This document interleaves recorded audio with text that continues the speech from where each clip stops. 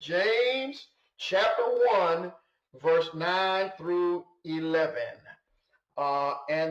And the Bible reads, believers, I'm reading from the New Living Translation, by the way. Yours may read a little different. It says, believers who are poor have something to boast about, for God has honored them. And those who are rich should boast that God has humbled them. They will fade away like a flower in the field. The hot sun rises and the grass withers. The little flower droops and falls, and its beauty fades away. In the same way, the rich will fade away with all of their achievements. This is very interesting. All right, so as a review from last week, we came to understand that hardship, the problems that we deal with, should be considered a positive. He says, count it all joy when we fall, into different temptations. So when we're going through certain things in life, no matter how hard they are, God says we need to see them that they are a positive thing that is happening with us. Why does God tell us to do something that is hard? This is a very hard thing to do. God says that when we count things positive, the bad things that happen to us, what it does is it drives the growth of our faith. And we all know that faith is what makes God happy. Faith is the substance of things hoped for, the evidence of things not seen. Faith is what helps us get through life. Faith is what connects us to God. Faith is what helps us be in his family. Faith is what helps us to act right and do right and talk right and be right. Faith is what we need. But God has to take our faith, and God has got to purify our faith. God has got to take our faith and put some heat to it. And when he put heat to it, this is problems, trials, tribulation, sickness, all of these things that happen to us. When God puts the heat to our faith, if we allow the faith to work in the problem, then the faith comes out on the other side stronger than when it went in. Now, it is for us to do this, we have got to make a choice. This is not something that just happens. We have got to decide within our own minds that we are going to allow the problems that we face, the pain, the issues, the sickness, whatever it is that comes against us, we are going to allow it to change and improve and make our faith better. Too many of us are Christians, faithful Christians, just as long as everything is good.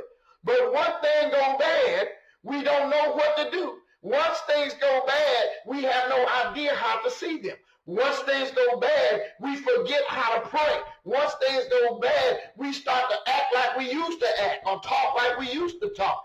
God is saying, listen, I need you to make up in your mind that you are going to hold on to my hand, that you are going to have faith, that you are going to make up in your mind. You are going to choose to trust and rely and depend on God through the power of that faith. And God said, if we're going through stuff and we don't understand why, if we ask God, God will give us what we need. He will help us understand what's going on. He'll let us know why, and then he'll help us to grow our faith. But the request, anytime we ask God for anything, here in James, he wants us to ask about wisdom. But anything that we ask God for, any blessing that we ask God for, we must join it to a strong faith. If we ask God and we ask him with a strong faith, then God is going to give us what we ask for. But if our faith is not strong, if we have not been reading our word, if we have not been attending services, if we ain't been doing what we're supposed to do, giving like we're supposed to give, living like we're supposed to live, then our faith is not strong, because we do what we do by the power of faith. Everything is coupled to the power of faith. If we do not couple these things to the power of a strong faith, God says we are unstable. He says we're like the waves that crash in the sea. We are unstable in our approach to God. We have to be stable in everything that we do that concerns the kingdom of God. We must be stable. We must connect it to a strong faith whenever we approach God with something that's going on. If we don't get what we ask God for, we need to check our faith. If we don't get the answer, we need to check our faith. If we're not blessed like we ask God to bless us, we need to check our faith. If God does not move for us like we want God to move for us, we need to check our faith. We cannot have faith based on circumstance. We cannot base our faith on what's happening today or what's going to happen tomorrow if we see it, or what happened yesterday. We must have a solid and strong faith. And then James says this. He says, believers who are poor have something to boast about. Wait a minute, James. What are you talking about? If you look at it, you believe that James changed the entire subject, because he goes from talking about a strong faith, being stable, and then he goes to talking about poor people and rich people. And so I asked myself, as I was doing this study, I asked myself, was this just something that James just randomly thought about and wrote it, or did he have a specific purpose for putting this in here? All right? We got to understand who James is talking to so that we can understand how this fits in the argument of faith. All right? Now, he's going to deal with this later in the book, but he starts to address it now. What he's doing is he's dealing with a problem that they have at the churches. They have decided that rich people are better Christians than poor people. Sound familiar, don't it? Rich people have more to give than poor people. Rich people are more valuable to God than poor people. Rich people have more influence with the Lord than poor people. And so James begins to address this as it approaches the concept of faith. And so what he's saying is that we as Christians in the church, we can make the mistake to think that people who don't have a lot, God don't love a lot. We can think that people don't have a lot, that their faith is weak. We can feel that people who don't live in a big house, got a good job, driving a big car, got money hard in the bank, got big retirement funds, got money to burn, they got what they need. It seems like they ain't nothing ever going wrong. They believe that those people were better than those that didn't have a big house, lived in the trailer, drove that hoopty, worked at the chicken plant. Hello, somebody. Trying to make ends meet from day to day to day. They thought that that person was less than the person who had stuff. And they thought that because they had more stuff, they had a better faith.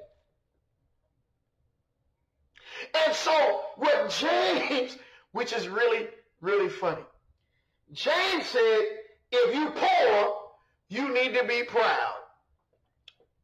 And if you're rich, you need to feel sorry for yourself. What in the world are you talking about, James?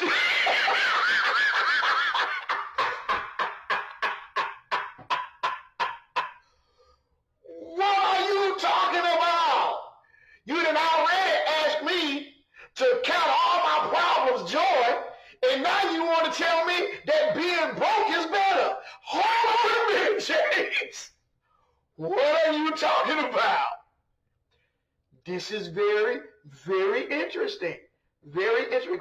Watch this. What James is doing is James is trying to teach them the same concept that Paul talks about in Philippians 4 and 11. Paul said in Philippians 4 and 11, whatever circumstance I'm in, I've learned to be content. He says, whether I'm rich or whether I'm poor, I've learned to be content. How did you learn to be content, Paul? I learned to be content because I understand that the rich don't mean nothing and the being poor don't mean nothing, but the faith means something. And so, James is trying to let them know that you're looking at things from the outside. You're looking at things from a human, sinful perspective. You want to think that because people are poor, they have no faith in God, that God is not blessing them. And you want to think that people are rich, are favored by God because God seems to be giving them everything that they need. But what he's saying is that you need to learn to have faith in regardless of your circumstance. And so the question is, why? Why, James? Why, James, are you telling me to be content? Because it's in the contentment we exercise the faith. Contentment. The word contentment means happy in all situations.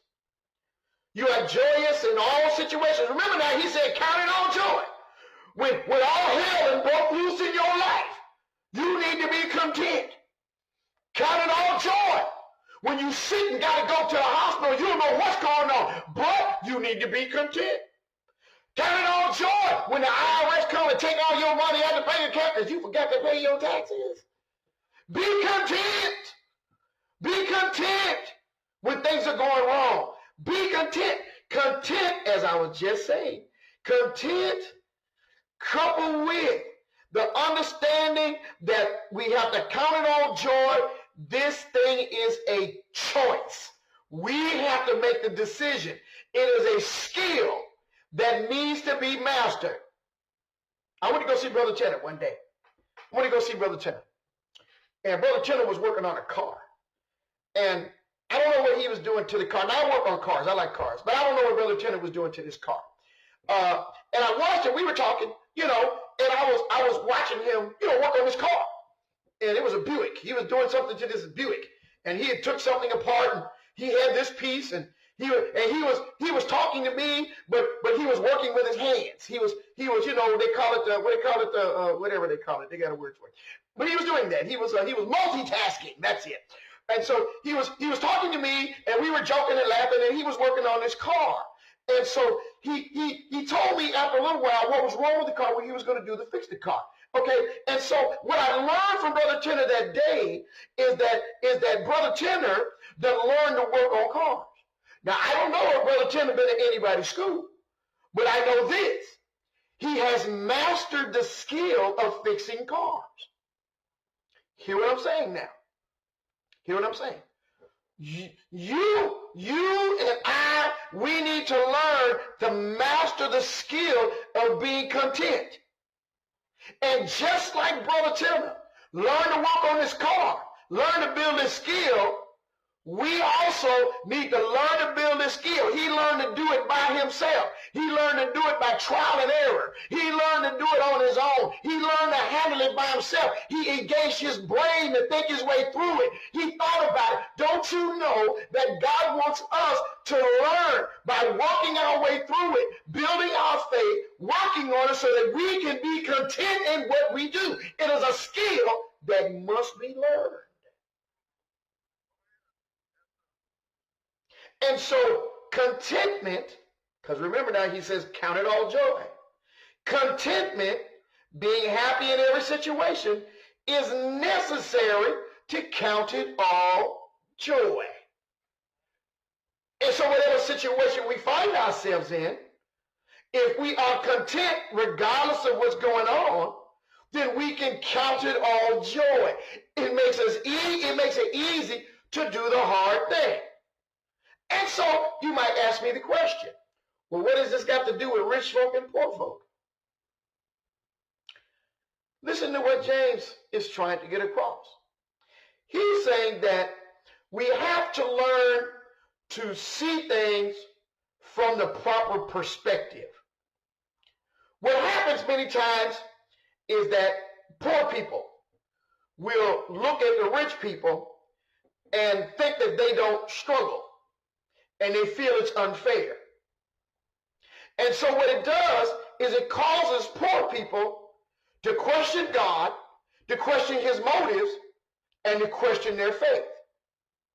And so what we do is that we look at other people from our perspective.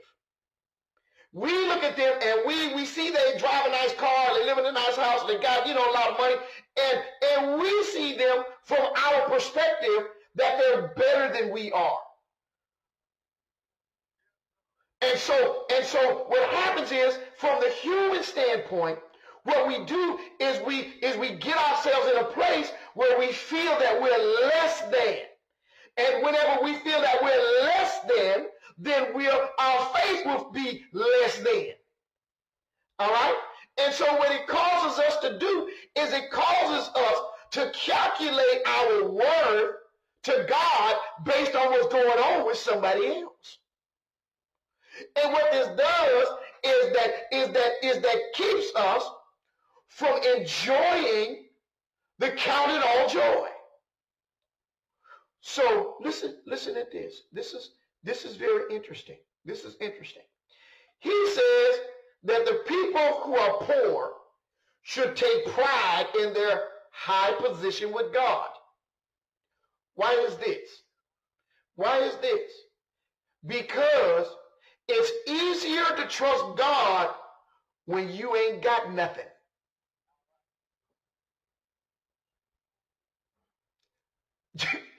It is easier to trust God when you don't have anything. The more you have, the more it becomes a burden to your faith. The more you have, the more it has a negative effect on your faith. Why is this? Because it fools you into believing and trusting more in your money than in the Lord. But when you ain't got no money, all you got is God.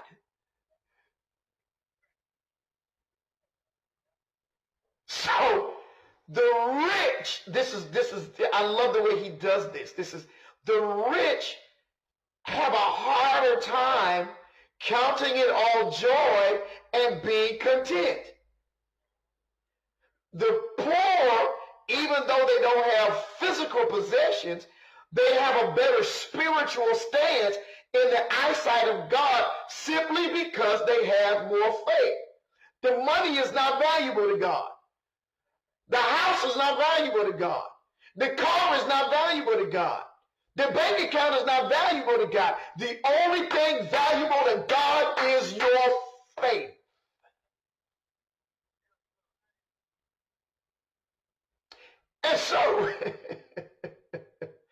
And so he says that those who are low should be proud. Why? Because my circumstance allows me to count it all joy. I take that count it all joy because all I got is God. He's all I have. He's the only one. I can't go to my bank account. It's empty. My car sitting on the driveway needs some tires right now. My roof leaking in my trailer. Hello. My cupboard is empty, and they finna turn my lights off. Guess who's gonna fix that for you? God. And so what it does, the need builds the faith. And the more we go through, the more faith is built. Rich people, however, they lean and depend on their bank account. They ain't got to trust God. They don't go to God in prayer. They go to regions. They go to the bank. Let me tell you a story, and I'm going to let y'all go. I know it's getting late. Do y'all got time? Let me tell you a story. I worked for a trucking company years ago, and I was an executive. I'm sure that I've talked to y'all about this before. And I made a lot of money. When I say I made a lot of money, I made a lot of money. A lot of money. And I enjoyed my money. I didn't save no money, but I enjoyed my money. All right. And then one day they laid me off. And I didn't have no more money. Boy, let me tell you what, I cried. Somebody should have changed my diaper. I cried so hard. Y'all don't hear me. That hurt me to my soul. I was hurt. When I say hurt, I was hurt. Because what I had done, even though I called myself a Christian, I had tied my identity to my bank account. I tied who and what I was to what I had. And even though I claimed to have faith, I really did not. Why? Because I had plenty of stuff. But when God, in the fullness of time, when my God says, son, it's time for you to go to work. When my God said, I need to take this God of money out away from you for a little while because you have forgot me. When God said, I need you to get yourself together so that you can preach the gospel and be a blessing, God took my stuff. And all I had was faith. All I had was faith. Now let me tell y'all something, and I'm finna let y'all go. I know this. I want y'all to remember this. Faith can get you money, but money can't get you faith.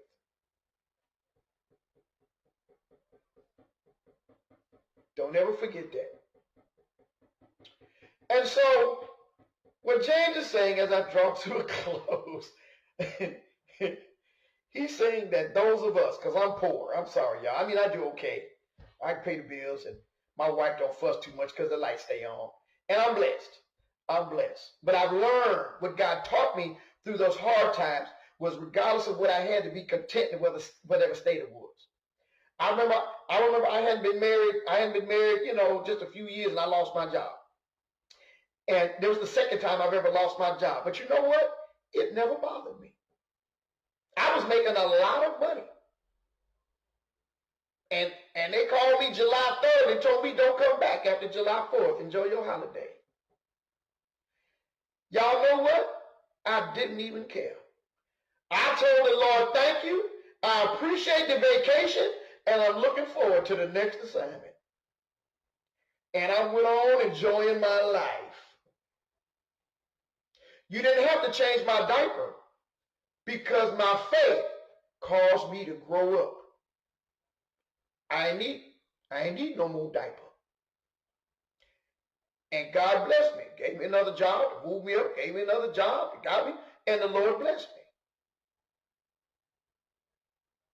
And I learned that the good times can roll in and the good times can roll out.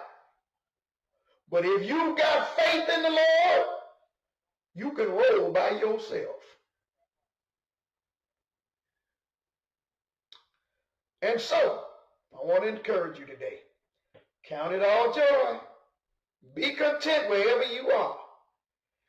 And if you look up through the roof of your mobile home and see the stars, tell the Lord thank you and go put a tarp on your roof. I pray y'all were blessed by the word.